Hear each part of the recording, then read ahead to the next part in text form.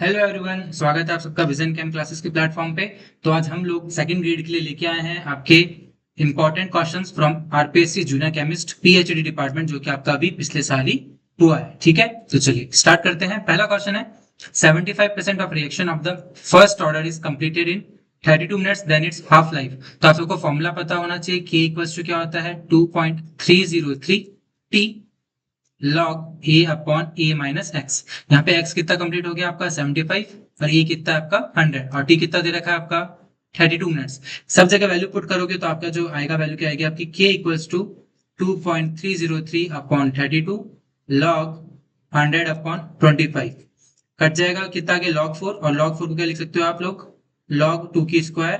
2 आगे चला जाएगा, 2 से क्या कट जाएगा 16। तो क्या आगे के वैल्यू 2.303 अपॉन 16 लॉग 2। ये किसकी वैल्यू आ गई आपकी के की। अब क्या करोगे, आप सबको फॉर्मूला पता है t half equals to 0.693 upon k. तो क्या आ जाएगा 0.693 अपॉन 2.303 इंटू लॉग 2, और 16 कहाँ चला जाएगा ऊपर। इसको सॉल्व करते हो जब आप क्या आती है इसकी वैल्यू आप लोगों को पता है 0.693 से 0.693 कट जाएगा, तो कितना मिनट आ जाएगा आपका 16 मिनट्स। ठीक है, सिंपल क्वेश्चन था, सिर्फ फॉर्मूला याद होना चाहिए, वैल्यू पुट करनी और आपका आंसर आ जाता। नेक्स्ट क्वेश्चन देखिए, the correct increasing order of filling of electrons in the given subshell. तो इसने क्या कंसेप्ट दिया है यहाँ पे एन प्लस एल रूल। तो जिसके लिए एन प्लस एल की वैल्यू सबसे कम होगी उसमें सबसे पहले इलेक्ट्रॉन भरे जाएंगे, और जिसके लिए सबसे ज्यादा एन प्लस एल की वैल्यू होगी उसमें सबसे लास्ट में इलेक्ट्रॉन फिल करे जाएंगे। तो ये बोल रहा था correct increasing order of filling of electrons in the given subshell. तो जिसके लिए सबसे ज्यादा वैल्यू होगी एन प्लस एल की वैल्यू, उसके लिए क्या आएगी सबसे पहले ज्यादा आएगी। अब देखिए यहाँ पे 4+1 कितना हो गया 5, 3+2 कितना हो गया 5, यहाँ पे 4+0 कितना हो गया 4, और 3+1 कितना हो गया 4। अब देखिए 4 4 5 5, तो ज्यादा कौन है ए और सी, तो सबसे आगे आ जाएंगे, और सबसे पीछे कौन आ जाएंगे आपके बी और डी। तो देखिए यहाँ पे डी सबसे आगे है तो वैसे ही कट हो गया। अब हम ए, ये वाला भी ऑप्शन कट गया। एक सेकेंड इसको मिटा देते हैं। अब देखिए, अब बी और डी में सबसे पीछे कौन आएगा, क्योंकि एन प्लस एल की वैल्यू सेम है, तो एन की वैल्यू जिसके लिए कम वो सबसे पीछे आएगा, तो डी सबसे पहले पीछे आ जाएगा। फिर कौन आ जाएगा आपका बी। अब अगर आप ए और सी में से देखें दोनों के लिए कितनी वैल्यू है 5, तो एन की वैल्यू किसके लिए कम है आपकी सी के लिए, तो फिर सी आ जाएगा और सबसे आगे कौन आ जाएगा आपका ए। तो क्या आ जाएगा आपका answer a c b d. तो ऑप्शन नंबर थर्ड इसका करेक्ट आंसर। ठीक है, तो एन प्लस एल रूल लगाना है। इस टाइप के क्वेश्चन सेकंड ग्रेड में बहुत बार पूछे गए हैं, तो इस बार भी आपको पूछ सकते हैं। The electronic configuration of transition element a in +2 oxidation state is argon 3d5। It's atomic number +2 बोल रहा है, इसका मतलब 3d5 के बाद क्या आएगा यहाँ पे 4s2। और आप सबको पता है 3d5 4s2 किसका होता है आपका मैग्नीज, किसका होता है Mn का। तो ऑप्शन नंबर फर्स्ट क्या हो जाएगा आपका करेक्ट। आइसोडाइफर्स, ये नई चीज है, आपके सेकंड ग्रेड में नहीं पूछी शायद आज तक, तो इस बार पूछ सकता है। तो आइसोडाइफर का मतलब क्या होता है, जिसकी आइसोटोपिक नंबर, दो एलिमेंट जिनके आइसोटोपिक नंबर की वैल्यू क्या होनी चाहिए आपकी सेम होनी चाहिए। इसका मतलब आइसोटोपिक नंबर क्या होता है आपका n minus Z, number of neutrons minus number of atomic number, उसको आप लोग बोलते हैं आइसोडाइफर। ए एन क्या होता है यहाँ पे a माइनस जेड, और आगे क्या लग गया माइनस जेड, तो क्या हो गया आपका a माइनस 2z। तो n माइनस जेड को आप कैसे लिख सकते हो यहाँ पे a माइनस 2z। तो आप सबकी वैल्यू पुट करोगे, पहले सबसे पहले क्या करोगे इसमें निकालोगे नंबर ऑफ न्यूट्रॉन्स, ठीक है, उसको माइनस करोगे 29 से, तो कितना आता है यहाँ पे 7। तो 7 वैल्यू जिस भी एलिमेंट के लिए आएगी वो क्या होगा कॉपर से आइसोडाइफर होगा। तो आप लोग खुद निकालेंगे, तो इसका आंसर जो आता है, इसका आंसर क्या आता है 4। कुछ ही नहीं करना, क्या निकालना आपको n माइनस जेड की वैल्यू निकालनी है। n है नंबर ऑफ न्यूट्रॉन्स, जेड है एटॉमिक नंबर। नेक्स्ट बहुत ही इंपॉर्टेंट क्वेश्चन है, अभी इस बार भी फर्स्ट ग्रेड में पूछा है, तो सेकंड ग्रेड में बहुत बहुत ज्यादा चांसेस है कि क्वेश्चन पूछे। The correct order of carbonyl stretching frequency. तो आप सबको पता है जितना ज्यादा डबल बॉन्ड कैरेक्टर होगा उतनी ज्यादा क्या होगी आपकी कार्बोनिल स्ट्रेचिंग फ्रीक्वेंसी होगी। अब देखिए यहाँ पे जो इसके लोन पेयर है वो इसके साथ भी कंजुगेशन में है और इसके साथ भी कंजुगेशन में है। यहाँ पे डबल बॉन्ड इस डबल बॉन्ड ऑक्सीजन के साथ कंजुगेशन में है, और लोन पेयर भी क्या है आपके डबल बॉन्ड ऑक्सीजन के साथ कंजुगेशन में। लेकिन इस वाले केस में सिर्फ आपके लोन पेयर है जो क्या है आपके डबल बॉन्ड ऑक्सीजन के साथ कंजुगेशन में। तो जितना कम कंजुगेशन होगा उतनी ज्यादा क्या होगी आपकी स्ट्रेचिंग फ्रीक्वेंसी होगी। तो देखिए पहले वाले में इसके लोन पेयर इस डबल बॉन्ड की वजह से कम कंजुगेशन पार्ट करेंगे, तो सबसे ज्यादा स्ट्रेचिंग फ्रीक्वेंसी किसकी हो जाएगी आपकी ए की। फिर बी की, फिर सी की। बी और सी में से बी की ज्यादा क्यों होगी? क्योंकि सी में कंजुगेशन में आपके कौन कौन है? डबल बॉन्ड भी और आपके लोन पेयर भी हैं, तो ज्यादा कंजुगेशन होगा तो स्ट्रेचिंग फ्रीक्वेंसी क्या हो जाएगी आपकी? कम। तो सबसे पहले कौन आएगा आपका? ए, देन बी, देन सी। इसको बहुत इंपॉर्टेंट मार्क कर लेना, डेफिनेटली ये क्वेश्चन आपके सेकंड ग्रेड में पूछा जाएगा। नेक्स्ट है, विच of the following species has highest magnetic moment. मैंने बताया था कि जितने ज्यादा नंबर ऑफ अनपेयर्ड इलेक्ट्रॉन होंगे उतनी ज्यादा क्या होगी आपकी मैग्नेटिक मोमेंट। इससे निकालते हो लोग n+2। Cr+2 है तो क्या हो जाएगा यहाँ पे 4, निकल +2 है तो क्या हो जाएगा D8, टाइटेनियम +3 है तो D2 और कॉपर +2 है तो D9। D9 का मतलब एक अनपेयर्ड इलेक्ट्रॉन, D2 का मतलब 2 अनपेयर्ड इलेक्ट्रॉन, D8 का मतलब 2 अनपेयर्ड इलेक्ट्रॉन और D4 का मतलब कितना हो गया? 4 अनपेयर्ड इलेक्ट्रॉन। तो आंसर क्या आ जाएगा आपका? Answer number first. Next question देखें, which of the following isoelectronic species has highest atomic radius. कल वाली वीडियो में बताया था मैंने, सबसे ज्यादा किसकी होती है? आपकी एनाइन की होती है, देन न्यूट्रल एटम की होती है रेडियस, देन आपकी केटाइन की होती है। और एनाइन में कौन? जिसके पास ज्यादा नेगेटिव चार्ज हो। कि -2 किसका चार्ज है आपका? O-2। तो क्या आ जाएगा इसका answer number first. The T half of a reaction is doubled as the initial concentration of the reactant is doubled। ये क्या बोल रहा है? जैसे ही हमने इनिशियल कंसेंट्रेशन को क्या करी? दोगुनी करी, टी हाफ भी क्या हो गया? डबल हो गया। ऑर्डर पूछ रहा है तो आप सबसे पहले जीरो ऑर्डर के लिए लिखिए। तो जीरो ऑर्डर के लिए टी हाफ क्या होता है आपका? A0/2K। A0 की आपकी इनिशियल कंडीशन कंसेंट्रेशन। ये क्या बोल रहा है कि ये कांस्टेंट हो गया। A0 को क्या किया इसने? दो गुना बढ़ाया, तो टी हाफ भी क्या हो जाएगा आपका? दो गुना। क्यों? क्योंकि आपको पता है टी हाफ डायरेक्टली प्रोपोर्शनल है किसके? A0 के। तो क्या आ जाएगा इसका आंसर आपका? 0। वन फर्स्ट के लिए क्या होता है? टी हाफ आप सबको पता है इंडिपेंडेंट होता है 0.693/K। टी हाफ क्या होता है आपका? 0.693/K, मतलब इंडिपेंडेंट ऑफ इनिशियल कंसेंट्रेशन। तो आप सीधे सीधे निकालेंगे पहले zero order, first order, second order. तो जिस भी कंडीशन में परफेक्ट बैठता है वो आपका क्या हो जाएगा? Answer. The initial linear product formed by the condensation polymerisation of phenol and formaldehyde.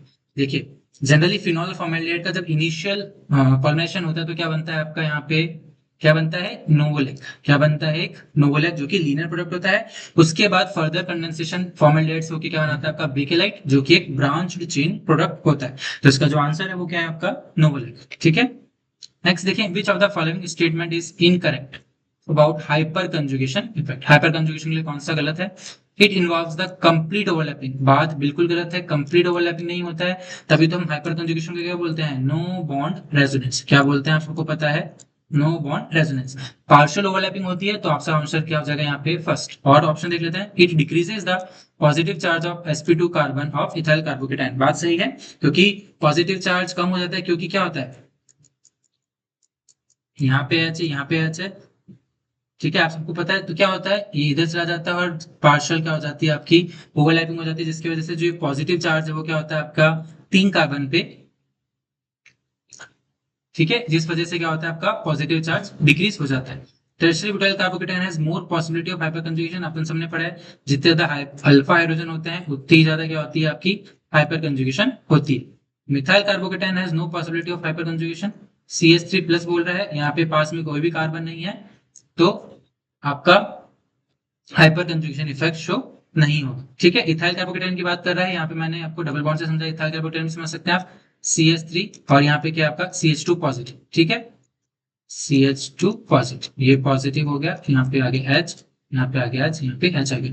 तो ये जो पॉजिटिव चार्ज है ये पास में अल्फा हाइड्रोजन होने की वजह से जो पॉजिटिव चार्ज है वो क्या होता है? इस कार्बन पे भी पार्शियली आ जाता है, जिसकी वजह से क्या हो जाता है आपका? पॉजिटिव चार्ज थोड़ा कम हो जाता है। ठीक है, चलिए नेक्स्ट देखें, which of the following molecule is most polar. Most polar मतलब जिसका डायपोलमेंट ज्यादा हो। तो NH3, NCl3, NF3 और आपको क्या दे रखा है? CF4। तो CF4 का डायपोलमेंट कितना हो जाएगा? 0, क्योंकि टेट्राहेड्रल मॉलिक्यूल है, सिमेट्रिक मॉलिक्यूल है। NF3, NCl3 और NH3। देखिए यहाँ पे जो लोन पेयर है इसकी डायरेक्शन किस कहाँ पर है? आपके ऊपर की तरफ है, इसकी ऊपर की तरफ है, लेकिन Cl हाई इलेक्ट्रॉनिक एटम है तो वो क्या करेंगे? अपनी तरफ खींचेंगे। और यहाँ पे भी फ्लोरीन अपने पास क्या करेंगे? अपनी तरफ इलेक्ट्रॉन्स को खींचेंगे। तो डायपोलमेंट किसका ज्यादा होगा? आपका NH3 का। और NH3 का ज्यादा होगा तो सदा पोलर में कौन हो जाएगा? आपका NH3। इस टाइप के क्वेश्चन भी आपके सेकंड ग्रेड में पूछ सकते हैं। विच of the following compound does not show geometrical isomerism. कौन सा इसमें से आपका ज्योमेट्रिकल आइसोमेरिज्म शो नहीं करता है? तो आइसोब्यूटाइलिन बना लेंगे आप सब लोग। आइसोब्यूटाइलिन क्या होगा आपका? ये आइसो ग्रुप लग गया। अब ब्यूटाइलिन बोल रहा है तो डबल बॉन्ड क्या कर दो CH2। देखिए यहाँ पे दोनों हाइड्रोजन सेम है, यहाँ पे दोनों मिथाइल ग्रुप सेम है, तो ये क्या करेगा, सिस ट्रांस में एग्जिस्ट नहीं करेगा। तो क्या आ जाएगा ऑप्शन नंबर फर्स्ट। देखिए सिट्रल, आपको सिट्रल बनाना नहीं आएगा मान लीजिए, तो आप मैं यहाँ बना देता हूँ, लेकिन अगर आपको मान लीजिए वहां पे नहीं आता है तो आपको ऑप्शंस में से ऑड इवन आउट करना है। देखिए यहाँ पे क्या है, CHO एक बार इस साइड होता है, किसके, सेम साइड मिथाइल का, और एक बार एंटी साइड होता है, तो सिट्रल में पाया जाता है 2 ब्यूटीन। आप सबको पता है 2 ब्यूटीन, तो H CH3 और CH3, ये भी सिस ट्रांस में एग्जिस्ट कर सकता है। 1 ब्रोमो 1 क्लोरोप्रोपेन भी क्या करेंगे, आपके ज्योमेट्रिकल आइसोमेरिज्म शो करें। Next, oxidation of glucose to saccharic acid using nitric acid. क्या कर रहा है, ग्लूकोज को हम लोग नाइट्रिक एसिड की मदद से ऑक्सीडाइज कर रहे हैं, किसमें, सैकेरिक एसिड में। तो हम लोग देखते हैं कि जो CHO ग्रुप है वो भी किसमें कन्वर्ट हो जाता है, आपका COH में, और जो लास्ट में CH2OH ग्रुप लगा है वो भी किसमें कन्वर्ट हो जाता है, आपके कार्बोक्सी ग्रुप में। तो ऑप्शन नंबर क्या आ जाएगा आपका fourth. Glucose contain 1 aldehyde and 1 terminal CH2। आपको पता है कि ब्रोमीन वाटर से कराता हूं तो सिर्फ कौन सा ग्रुप ऑक्सीडाइज होता है, आपका एल्डिहाइड। ठीक है, उससे पता चलता है कि एक एल्डिहाइड ग्रुप मौजूद है। Upon addition of one electron to an isolated gaseous atom of the following element, which will release least energy. Least energy का मतलब है, ये पूछना चाह रहा है कि किसकी लीस्ट इलेक्ट्रॉन एफिनिटी होगी, या फिर सबसे ज्यादा कम नेगेटिव इलेक्ट्रॉन गेन एंथैल्पी किसकी होगी। दोनों ही मैंने बताया रखे आपको एक वीडियो में कि जितनी कम नेगेटिव इलेक्ट्रॉन गेन एंथैल्पी होगी उतनी कम क्या होगी, उसकी इलेक्ट्रॉन एफिनिटी भी कम होगी। तो देखिए यहाँ पे फ्लोरीन एक इलेक्ट्रॉन लोगे, next noble gas electronic configuration ले लेगा, तो सबसे ज्यादा इलेक्ट्रॉन एफिनिटी तो यहाँ पे किसकी होगी, आपकी फ्लोरीन की। सल्फर, ये भी क्या करेगा, एक इलेक्ट्रॉन लेगा पहले, फिर एक और इलेक्ट्रॉन ले सकता है। यहाँ पे सोडियम, इसके पास भी क्या है, लास्ट में 3s1 है, लेकिन जो आपका हाफ फील्ड ऑर्बिटल है नाइट्रोजन का, वो क्या करेगा, स्टेबिलिटी होने की वजह से इलेक्ट्रॉन नहीं ले पाएगा, इसलिए वो सबसे कम क्या करेगा, एनर्जी को रिलीज करेगा। मतलब इसके लिए जो इलेक्ट्रॉन गेन एंथैल्पी की वैल्यू है वो कैसी होती है, आपकी पॉजिटिव, और बाकी सबके लिए कैसी होगी, नेगेटिव। ठीक है, तो अच्छा क्वेश्चन है, इसने सीधे सीधे इलेक्ट्रॉन एफिनिटी या इलेक्ट्रॉन गेन एंथैल्पी ना पूछ के इस टाइप में आपको क्वेश्चन दिया है। इस टाइप के क्वेश्चन सेकंड ग्रेड में बहुत बार पूछे गए हैं, तो वेरी वेरी इंपॉर्टेंट, आप लोग इस क्वेश्चन को ध्यान रखेंगे। Consider the following statement regarding dilute solutions of alkali metal in liquid ammonia. यहाँ पे क्या दे रखा है आपको, डाइल्यूट सॉल्यूशन। एनसीईआरटी में दो चीजें रखी है, डाइल्यूट और एक कंसंट्रेटेड सॉल्यूशन। तो जो डाइल्यूट सॉल्यूशन होता है वो तो कैसा होता है, आपका पैरामैग्नेटिक, लेकिन जो कंसंट्रेटेड सॉल्यूशन होता है वो कैसा होता है, आपका डायामैग्नेटिक। बात याद रखनी है। अब डाइल्यूट सॉल्यूशन पूछ रहा है, पहला क्वेश्चन है the colour of the solution is blue. बात सही है, which is independent of the metal involve. बात बिल्कुल सही है, क्योंकि जो कलर होता है वो किसकी वजह से होता है, आपके अमोनिएटेड इलेक्ट्रॉन की वजह से। पहला ऑप्शन सही है। The density of these solution is very high than density of pure liquid ammonia। अभी मान लीजिए ये सेकंड ऑप्शन आपको नहीं पता है। Third, these solutions are paramagnetic। बात सही है।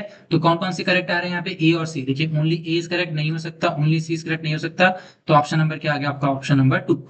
ऑप्शन बी अगर हम समझे तो density of this solution is very high then density of pure liquid ammonia. ये बात गलत है, क्योंकि डेंसिटी इक्वल्स टू क्या होता है, आपका मास अपॉन वॉल्यूम, और अमोनिएटेड इलेक्ट्रॉन होने की वजह से इसका वॉल्यूम क्या हो जाता है, आपका एक्सपैंड हो जाता है। वॉल्यूम एक्सपैंड हो गया तो डेंसिटी क्या हो जाती है, आपकी कम। इस वजह से ऑप्शन बी क्या है, आपका इनकरेक्ट है। ये क्वेश्चन भी आपको सेकंड ग्रेड में देखने को मिल सकता है।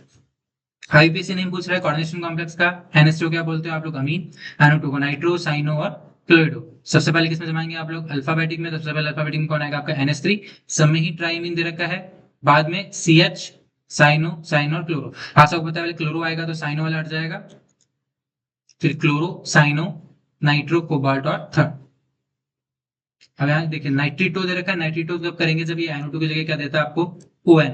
अभी NO2 दिया है तो क्या आएगा आपका नाइट्रो, तो ऑप्शन नंबर क्या हो जाएगा आपका, ऑप्शन नंबर 4।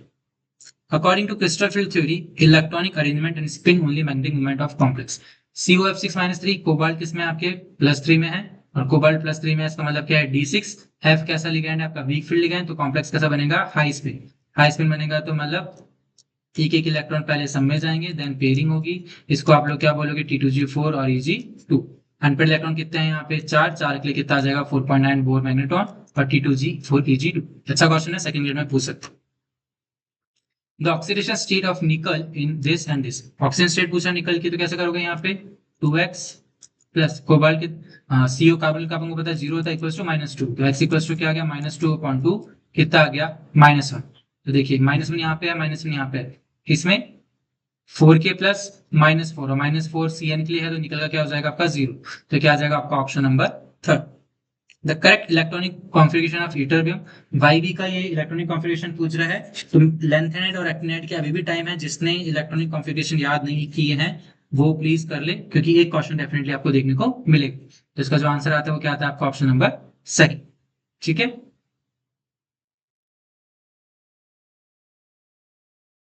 नेक्स्ट देखें, in DsP3 hybridisation square pyramidal structure, तो कौन सा डी ऑर्बिटल यूज में होता है वो आप सबको पता है, कौन सा, DX² - Y²। अगर यहाँ पे मैं TBP दे देता तो TBP में कौन यूज होता है आपका DZ²। ठीक है, अच्छा क्वेश्चन है, सेकंड गेट के लिए काफी इंपॉर्टेंट है। In which of the following ionisation process the bond order increases, तो कल मैंने बताया था, ट्रिक बताई थी कि नंबर ऑफ इलेक्ट्रॉन्स लिखे यहाँ पे 14, तो कितना होता है बॉन्ड ऑर्डर 3, 15, 16, 2.5 और 2.0।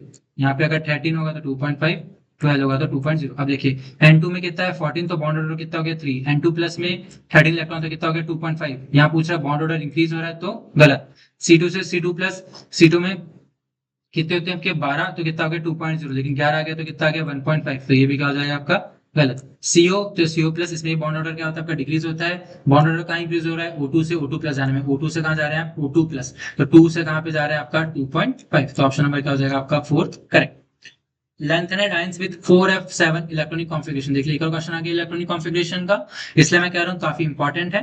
तो आप लोग सबने पढ़ा होगा इलेक्ट्रॉनिक कॉन्फ़िगरेशन, तो इसका जो आंसर आता है वो क्या आता है आपका ऑप्शन नंबर थर्ड। EU+2 और GD+3 का जो इलेक्ट्रॉनिक कॉन्फ़िगरेशन आता है वो कितना आता है आपका 4f7। ठीक है, नेक्स्ट देखें, the strong yellow colour of Ce+4 solution किसकी वजह से होता है, आपके चार्ज ट्रांसफर। ठीक है, दोनों ही क्वेश्चन इंपॉर्टेंट है, इनको आपको याद रखना है। विच of the following compound is chiral, chiral chiral compound है, तो आपको पहले दो चीज देखनी है, अगर कायरल प्लेन हो सकता है, कायरल एक्सिस, उसकी वजह से कायरलिटी आती है। सबसे पहले सिग्मा नहीं होना चाहिए, तो हम लोग बनाते हैं ट्रांस 1,2 डाइमिथाइल साइक्लोपेंटेन, बना लीजिए। यहाँ CH3 ऊपर है, यहाँ पे CH3। देखिए ऐसा प्लेन नहीं लग सकता, एक मॉलिक्यूलर प्लेन नहीं लग सकता, तो सिग्मा इसमें क्या है आपका अब्सेंट है, सिग्मा अब्सेंट है, इसका मतलब मॉलिक्यूल क्या हो गया आपका कायरल। सिस की बात करोगे, इथीन है, प्लेनर मॉलिक्यूल है, सिग्मा लगेगा ट्रांस इथीन। इसमें भी क्या होगा, इथीन का मतलब क्या प्लेन में ही है, मॉलिक्यूलर प्लेन मौजूद है, इसमें सिग्मा प्रेजेंट है, इसमें सिग्मा प्रेजेंट है, तो कायरल नहीं होगा। 2 क्लोरोप्रोपेन, इसमें भी क्या होगा आपका अकायरल होगा, क्योंकि यहाँ पे क्या नहीं आपका कायरल कार्बन नहीं है, तो ऑप्शन नंबर क्या हो जाएगा इसका ऑप्शन नंबर फर्स्ट।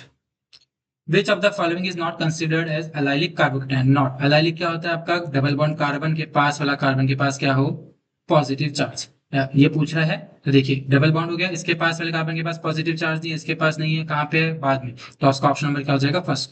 यहाँ पे अलाइलिक कार्बोकेटायन है, यहाँ पे देख डबल बॉन्ड के पास वाले कार्बन के पास पॉजिटिव चार्ज है, डबल बॉन्ड के पास वाले कार्बन के पास क्या है पॉजिटिव चार्ज है, तो अलाइलिक पोजीशन कौन सी होती है, डबल बॉन्ड के पास वाले कार्बन को ये क्या बोलते हैं आप लोग अलाइल, इस वाले ग्रुप को आप क्या बोलते हैं अलाइल। ठीक है, विनाइल आप सबको पता है, डबल इसको क्या बोलते हैं आप लोग विनाइल। बेंजाइल आप सबको पता है, बेंजीन के ऊपर CH2O, इसको क्या बोलते हो आप बेंजीन। ठीक है, चलिए नेक्स्ट क्वेश्चन देखिए, the naturally occurring alpha amino acid which is not optically active, तो कौन सा होता है वो ग्लाइसिन। बहुत ही बार क्वेश्चन पूछा गया है, क्या पता इस बार पूछ ले आपसे, तो क्या कौन सा है आपका glycine. A solution is prepared by adding 4 gram of solute X to 72 gram of water. The mass percent.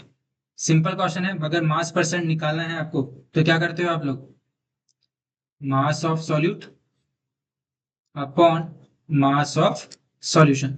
Mass percent किसका निकालना है सॉल्यूट का, तो ऊपर कितना आ जाएगा आपका 4, 72 प्लस 4 कितना हो गया आपका 76 इंटू 100, इससे क्या निकल जाएगा आपका मास परसेंट। तो जो आंसर निकल के आता है वो क्या आता है आपका option number second. Which of the following pair of ions has lowest difference in ionic radii, देखिए स्कैंडियम लैंथेनम दे रखा है, वैनेडियम नाइबियम दे रखा है, जिरकोनियम हॉफनियम दे रखा है और कैल्शियम बेरियम दे रखा है, तो आप सबको पता है लैंथेनाइट कॉन्ट्रैक्शन की वजह से जो एटॉमिक रेडियाई है 4d और 5d एलिमेंट्स की लगभग क्या हो जाती है इक्वल हो जाती है, तो इसका आंसर क्या आ जाएगा आपका जिरकोनियम एंड हॉफनियम। अच्छा क्वेश्चन है, आ सकता है। What will be the molality of 37% aqueous HCl solution, ठीक है, क्या पूछ रहा है ये मोलैलिटी, तो आप सबको पहले पहले मोलैलिटी का फॉर्मूला पता होना चाहिए, क्या होता है मोलैलिटी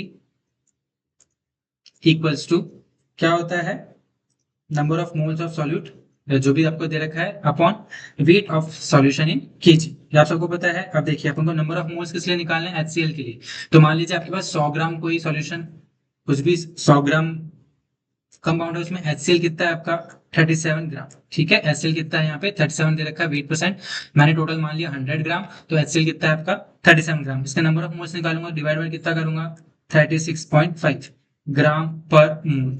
कितना आ गया, 37 को डिवाइड करोगे तो आपका निकल के आता जो आता है 1.015 HCl के मोल आ गए।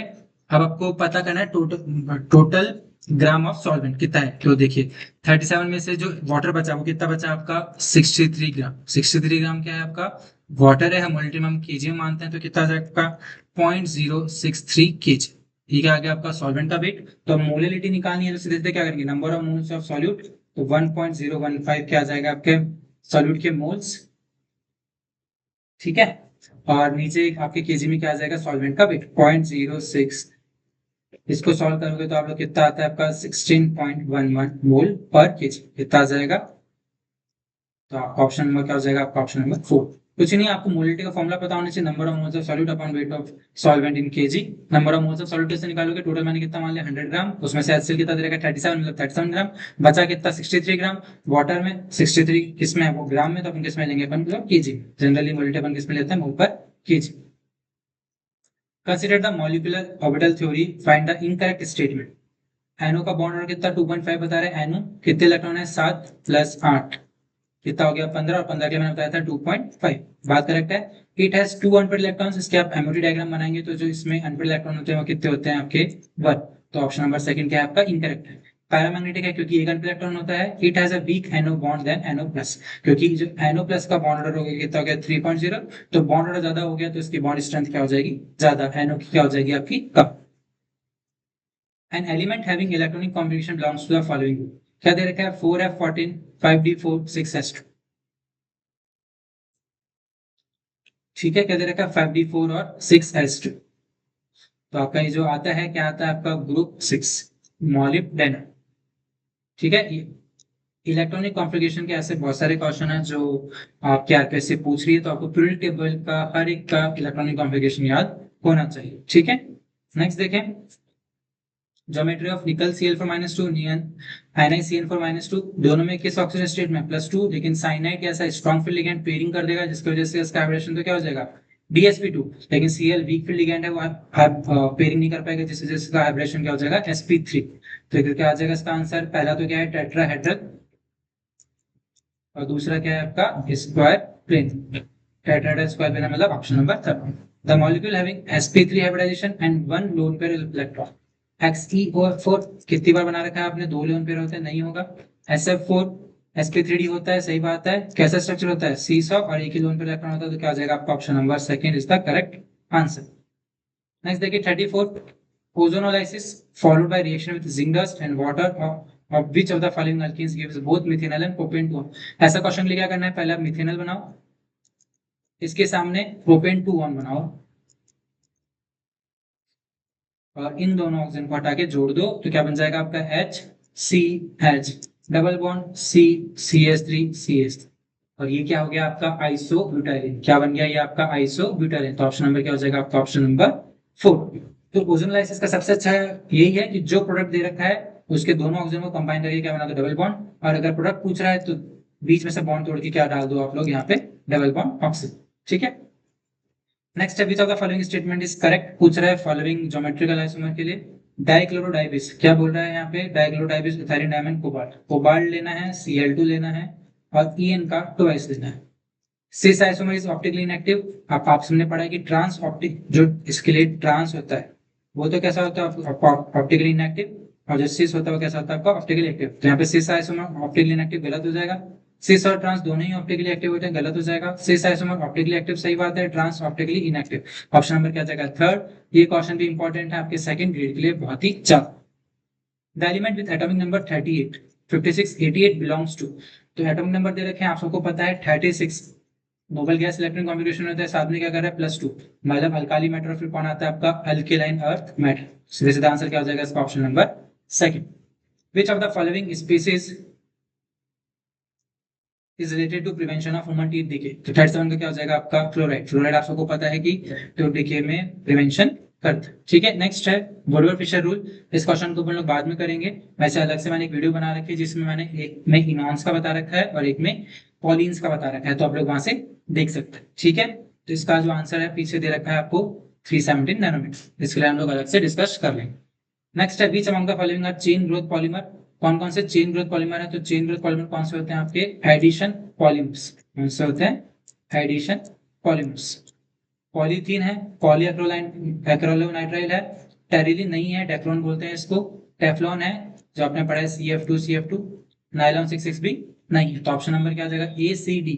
ACD किसमें दे रखा है आपको? फर्स्ट में। बाकी टेरिलिन और नाइलॉन जो 6 है वो कैसे हैं आपके?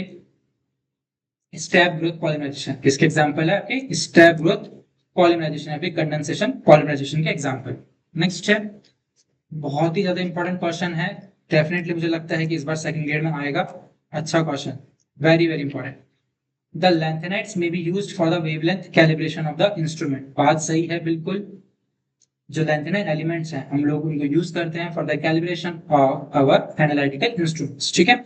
The position of the peaks arises due to FD transition. कौन सी ट्रांजिशन है यहाँ पे? FD transition. For lanthanides is not affected by the nature of ligand. बात बिल्कुल गलत है। जो एफडी ट्रांजिशन है वो हमेशा इफेक्ट करेगा नेचर ऑफ लिगेंड से, और एफएफ ट्रांजिशन है वो इफेक्ट नहीं करेगा नेचर ऑफ लिगेंड से। तो यहाँ पे ध्यान रखना, अगर एफडी ट्रांजिशन की बात कर रहा है तो वो हमेशा नेचर ऑफ लिगेंड्स की वजह से क्या करेगा? आपका इफेक्टेड होगा, लेकिन एफएफ ट्रांजिशन इफेक्ट नहीं होता। इसका मतलब असर्शन सही है, रीजनिंग गलत है। तो ऑप्शन नंबर 4 क्या हो जाएगा आपका? करेक्ट। इस क्वेश्चन को प्लीज अच्छे से कर लेना। फर्स्ट ग्रेड में नहीं पूछा है, मुझे लगता है कि सेकंड ग्रेड में डेफिनेटली ये क्वेश्चन पूछा जाएगा। नेक्स्ट क्वेश्चन है आपसे करेक्ट आंसर पूछ रहा है, ऑप्शन दे रखे हैं आपको। हाइड्रोजन बॉन्डिंग का क्वेश्चन है। Ortho nitrophenol is steam volatile. Volatile मतलब जल्दी से गर्म करेंगे तो जल्दी से भाप बन के उड़ जाएगा due to intramolecular hydrogen bond. Ortho nitrophenol बना लो।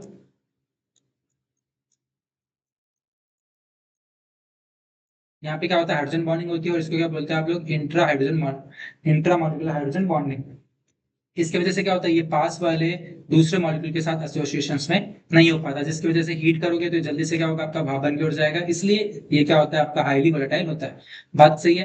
Paranitrophenol is less volatile due to intermolecular. बात सही है। जो आपका पैरानाइट्रोफिनॉल होता है वो क्या होता है? दूसरे मॉलिक्यूल के साथ क्या होता है? आपके हाइड्रोजन बॉन्डिंग में होता है। इस वजह से क्या होता है? आपके एसोसिएशन ऑफ मॉलिक्यूल्स होता है, जिसकी वजह से आप अगर इसको गर्म करोगे तो आसानी से टूटेगा नहीं, तो वॉलेटिलिटी क्या हो जाएगी इसकी? कम। बात इसकी भी सही है। Next, orthonitrophenol and paranitrophenol show tautomerism. इस वाले ऑप्शंस को लेके बहुत बच्चों को डाउट हुआ था। देखिए यहाँ पे इंडिविजुअली पूछ रहा है कि ऑर्थोनाइट्रोफिनॉल टॉटोमेरिज्म शो कर सकता है, पैरानाइट्रोफिनॉल भी क्या कर सकता है? आपका टॉटोमेरिज्म शो कर सकता है। ये यहाँ पे ये नहीं बोलना चाह रहा है कि orthonitrophenol is tautomer of paranitrophenol. अब देखिए हम लोग पहले बना लेंगे पैरानाइट्रोफिनॉल।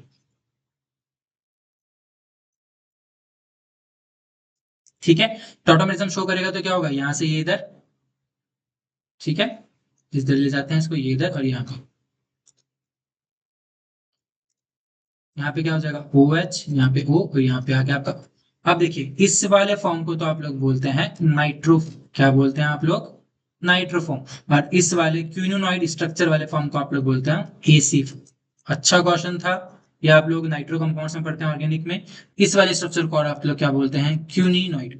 क्या बोलते हैं आप लोग? क्यूनोनॉइड। या फिर आप लोग बोल सकते हो कौन सा स्ट्रक्चर ये? AC form. ठीक है, तो टॉटोमेरिज्म शो कर रहा है। यहाँ पे क्या है? आपका OH ग्रुप है, यहाँ पे क्या है? डबल बॉन्डेड ऑक्सीजन ग्रुप है। ठीक है, तो ये ऑप्शन भी करेक्ट है, तो क्या हो जाएगा उसका? Option number 4। तो इस वाले में कंफ्यूज नहीं होना है, ये क्वेश्चन भी अच्छा है, आपके सेकंड ग्रेड में आ सकता है। तो ये कुछ 41 क्वेश्चन है जो आपके जूनियर केमिस्ट में पूछे गए थे, जो आपके सेकंड ग्रेड की जो भी प्रिपरेशन कर रहा है, तो डेफिनेटली इस के एग्जाम में इसमें से बहुत सारे क्वेश्चन देखने को आपको मिलेंगे। अब हम मिलेंगे नेक्स्ट वीडियो के साथ कुछ और प्रीवियस ईयर के क्वेश्चन लेके। तब तक आप लोग पढ़ते रहिए और बने रहिए विजन केम क्लासेस के साथ। Thank you.